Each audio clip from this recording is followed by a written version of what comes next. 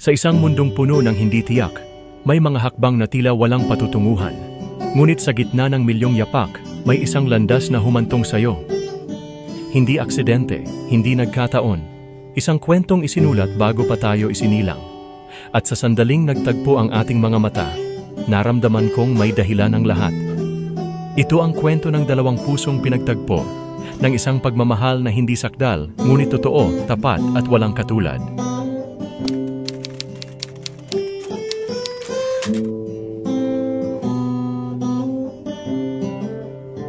Sa gitna ng milyong hakbang, doon kita nakita. Sa lugar kung saan tila walang katiyakan, pinagtagpo ang landas nating dalawa. At sa unang tingin pa lang, alam kong ikaw na. Ang Diyos ang may akda ng bawat pangako, ng bawat salitang ikaw at ako.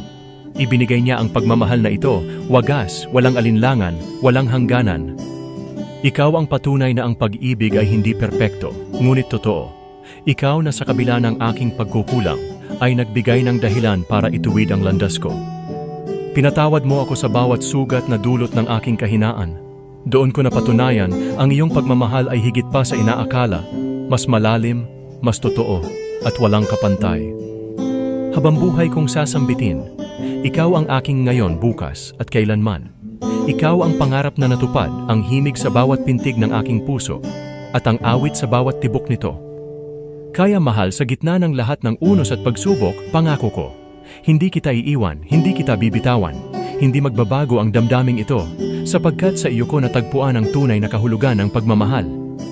At kahit dumaan ang panahon, mananatiling ikaw. Laging ikaw, ikaw lang.